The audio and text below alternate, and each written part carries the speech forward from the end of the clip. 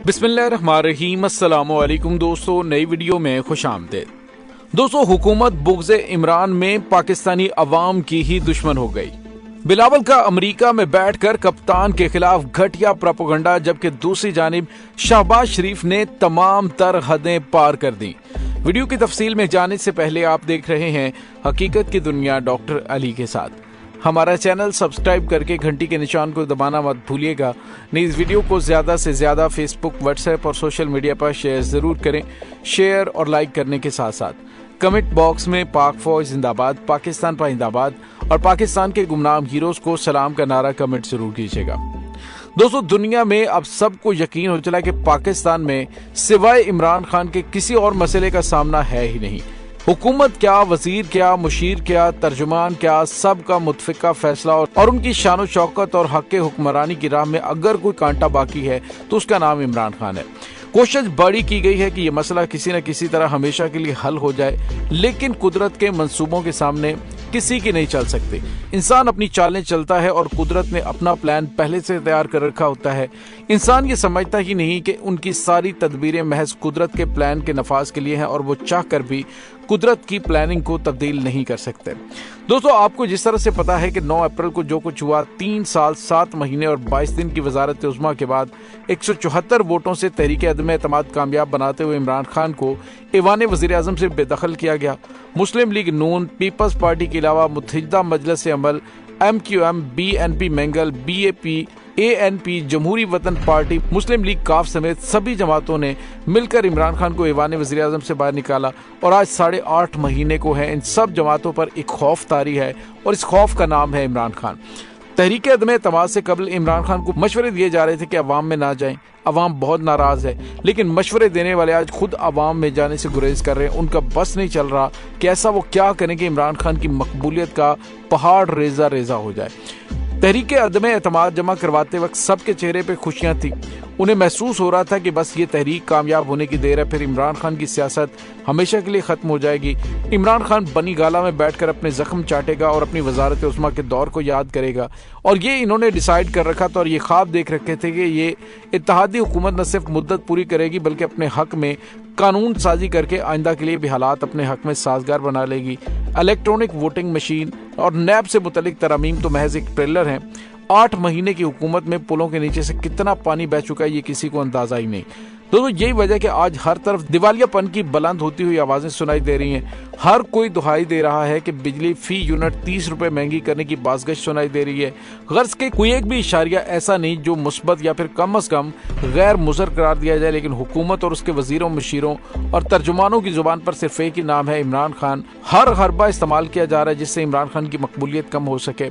इसी तनाजुर में आजकल वीडियोज और ऑडियोज लीक की भरमार देखी जा रही है। और इस हवाले से आपको ये बताते चलें कि 2 साल पहले इमरान खान के सामने कुछ इंटेलिजेंस अफसरों ने सिंध के कुछ अहम सियासतदानों से मुतल्लिक कुछ वीडियोस दिखाने की उन्हें कोशिश की, जिस पर इंतहाई नापसंदीदगी का इमरान खान ने इजहार किया और खान साहब ने उस शख्स को रोक दिया। उनके अल्फाज थे कि मेरे पास मुखालिफिन और उनके खानदानों समेत ना जाने कितने लोगों की वीडियोस और ऑडियोस आई, लेकिन मैंने सबको जाया करने का हुक्म दिया। मैं ऐसी चीजों को पसंद नहीं करता, खुदारा मुझसे इस किस्म के घटिया काम ना करवाएं।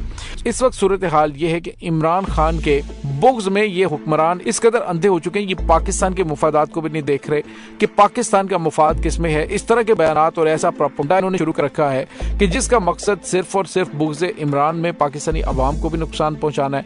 दोस्तों, मुआशी बहरान के साथ सियासी बहरान बहुत गहरा चुका है।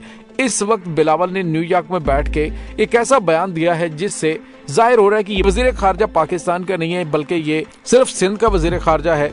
दोस्तों, वाशिंगटन में न्यूज कॉन्फ्रेंस करते हुए बिलावल जरदारी ने कहा था कि खैबर पख्तूनख्वा में दहशतगर्दी इमरान खान की पॉलिसियों की वजह से फैली है। PTI हुकूमत ने KPK पर तवज्जो दी होती तो आज ये हालात ना होते। दोस्तों, सवाल ये पैदा होता है क्या खैबर पख्तूनख्वा में जो दहशतगर्दी हो रही है उसका जिम्मेदार इमरान खान है? क्या इमरान खान की वजह से ये दहशतगर्दी फैल रही है? इमरान खान ने तो हमसाया मुल्क से दहशतगर्दी को खत्म करवाने के लिए इतनी कोशिशें की थी कि पूरी दुनिया में इमरान खान को उम्मत मुसलमान के ममालिक अपने मसाइल का हल करने वाला समझ रहे थे। लेकिन बिलावल जरदारी की जानिब से इस तरह का बयान देना कि पीटीआई की हुकूमत की वजह से दहशतगर्दी वहां पे हो रही है, हालांकि हर किसी को अंदाजा है कि इमरान खान ने अमेरिका को एब्सोल्युटली नॉट इसलिए कहा था ताकि पाकिस्तान के अंदर दहशतगर्द दोबारा से ना पनप सके, और इनकी जानिब से अमेरिका को आइंदा आने वाले दिनों में अड्डे भी दिए जा सकते हैं, क्योंकि इन्होंने कहा कि अमेरिका के बगैर हम कुछ भी नहीं, अमेरिका के बगैर तो हम जिंदा नहीं रह सकते। यानी इमरान खान की मुखालिफत में ये किसी हद तक भी जा सकते हैं, इन्हें पाकिस्तान के मुफादात अजीज नहीं है। दोस्तों, इसकी मिसाल इस बात से दी जा सकती है कि शौकत खानम कैंसर अस्पताल को आप देख लें, जिसे पूरी दुनिया में इस हवाले से जाना जाता है कि वहां पे कैंसर का फ्री इलाज होता है। दोस्तों, जब मरीजों की तादाद शौकत खानम हॉस्पिटल में बढ़ना शुरू हो गई तो हॉस्पिटल की इंतजामिया ने हुकूमत से चंद मजीद मंजिलों की तामीर की इजाजत मांगी, लेकिन मियां बरादरान की पंजाब हुकूमत और उनके मातहत डेवलपमेंट अथॉरिटी ने ये इजाजत देने से इनकार कर दिया। हॉस्पिटल इंतजामिया ने जाती तौर पर मुतलका इदारे के अरबाब इख्तियार से मिलकर उनको अपनी और मरीजों की मुश्किलात से आगाह किया, लेकिन उन्हें बताया गया कि ये मामला उनके इख्तियार में नहीं है, बल्कि उनके लिए आला सतही मंजूरी लाजमी है। उन्होंने कहा कि हमें सख्ती से हदायत की गई है कि किसी सूरत भी इजाजत नहीं दी जाएगी। हालांकि हम तो खुद चाहते हैं कि कैंसर के मरीजों को तकलीफ ना हो, लेकिन हम बेबस हैं। अस्पताल को ये इजाजत उस वक्त मिली कि जब पंजाब में बुज़दार की हुकूमत आई। पेशावर में शौकत खानम अस्पताल की तामीर शुरू हुई तो उस वक्त मरकज में नवाज शरीफ की हुकूमत थी। 5 साल की लगातार कोशिशों के बावजूद मरकजी हुकूमत के मातहत इदारों ने पेशावर के कैंसर अस्पताल को बिजली और गैस की सहूलत मुहैया करने से इनकार किया रखा। शायद वो ये समझते थे कि पेशावर में भी अगर इस हॉस्पिटल ने भरपूर तरीके से काम करना शुरू कर दिया तो उससे सियासी तौर पर इन्हें नुकसान पहुंचेगा, लेकिन वो ये नहीं सोच रहे थे कि हॉस्पिटल में दाखिल मरीज और उनके लवाहिकीन को इन सहूलतों के बगैर किस कदर तकलीफ का सामना करना पड़ता था। मौसमी सख्तियों की वजह से अद्वियात भी अपना असर खो देती और हुकूमत के उस फैसले से सारा नुकसान कैंसर जैसे मूजी मर्ज के शिकार मरीजों और अवाम के चंदों और ज़कात के पैसों से खरीदी जाने वाली अद्वियात को पहुंचता रहा। पीटीआई की राह रोकने के लिए क्या क्या इकदाम इन्होंने नहीं किए। सरदार सनाउल्लाह जौहरी की हुकूमत ने जब क्वेटा में मास ट्रांजिट रेल का मंसूबा तैयार किया तो वजीर रेलवे ने उसी वक्त इसके लिए जगह की फराहमी के अहकाम जारी कर दिए, क्योंकि हुकूमती जमात की एक सेनेटर साहिबा उस जमीन पर अपना हक जता रही थी। लेकिन जब इस किस्म के मंसूबों के लिए खैबर पख्तून का जवाब न दिया गया, वजीर रेलवे की जानिब से टका सा जवाब दिया जाता रहा कि इस मंसूबे का सवाल ही पैदा नहीं होता। इनकी जटो बेगम नुसरत भुट्टो के साथ 1986 से 1999 तक किस किस्म का सलूक किया गया, इन दोनों मौजूद खवातीन के बारे में किस किस्म के घटिया मज़ामीन नहीं लिखवाए गए, उनकी किस तरह के शर्मनाक तरीकों से किरदार कोशी नहीं की गई, क्या उनकी नकली तस्वीर बनाकर इश्तिहारों की शक्ल में हेलीकॉप्टरों से पंजाब भर में नहीं गिराई गई थी। एक बार फिर ऑडियोज और वीडियोज का खेल शुरू करने वाले सोच का जवाब पत्थर की सूरत में सामने आना शुरू हो गया तो क्या होगा? अगर ये सिलसिला चल निकला तो किसी का भी दामन महफूज नहीं रहेगा। दोस्तों, इस तमाम सूरत हाल के बारे में आपका क्या कहना है? कमेंट सेक्शन में अपने ख्यालात का इजहार जरूर कीजिएगा। इंशाल्लाह बहुत जल्द मिलते हैं एक नई वीडियो में, तब तक के लिए अपना बहुत सारा ख्याल रखिएगा।